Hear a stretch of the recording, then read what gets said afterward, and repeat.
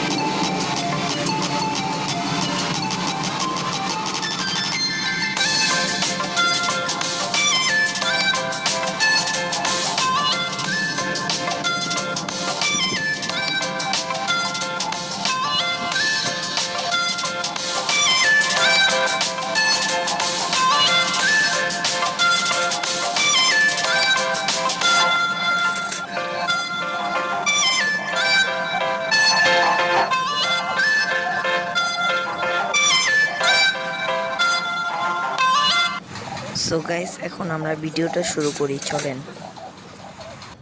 প্রথমে আপনাকে একটি মাটির পাত্র নিতে হবে। ডিম শুধু শুধু দিবেন না, ডিমের ওপর একটা নরম কাপড় বা বস্তা কাটা দিবেন। তারপর ডিম দিয়ে দিবেন, তারপর কবুতরের নিচে বসিয়ে দিবেন। দ্বিতীয়তে যে কাজটা করবেন, কবুতরকে ডিমের খোসা খাওয়াবেন। এতে কবুতরটি যে ডিম পারবে সে ডিমটি খোসা মোটা হবে। তৃতীয়তে, কবুতর ডিমে তা দেওয়াকালীন বেশি ডিস্টার্ব করবেন না, এতে কবুতর ডিমে বসতে চায় না। চতুর্থতে যে কাজটা করবেন সেটা হলো, কবুতরকে ইটের গুঁড়া খাওয়াবেন না যখন কবুতরের বাচ্চা হবে।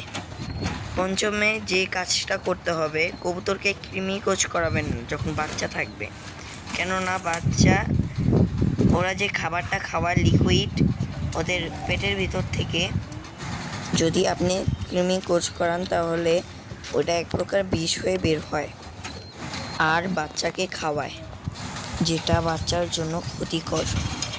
এর জন্য কৃমিকোচ করাবেন না। ষষ্ঠম নাম্বারে যে কাজটা করবেন, কবুতরের ডিম হাত দিয়ে ধরবেন না। যদি আপনি অভিজ্ঞ হন তাহলে ধরতে পারেন, ডিম চেক করতে পারেন। আর যদি আপনি নতুন হন তাহলে ডিম ধরার কোনো দরকার নেই।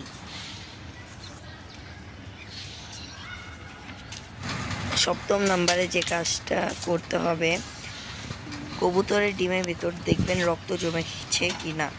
যদি দেখেন রক্ত জমেছে তাহলে বুঝবেন কবুতরের ডিমটি জমেছে। আর যদি কবুতরের ডিমের ভিতর কিছু না দেখতে পান তাহলে বুঝবেন ডিমটি নষ্ট হয়ে গেছে।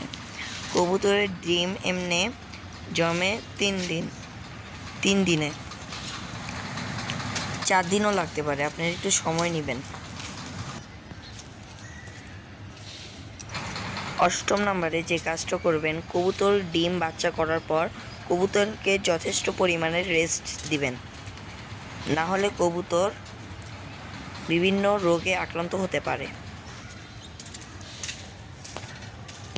নাম্বার 9 নম্বরে আপনার কবুতরের ডিম 18 দিনে ফোটে। নাম্বার 10,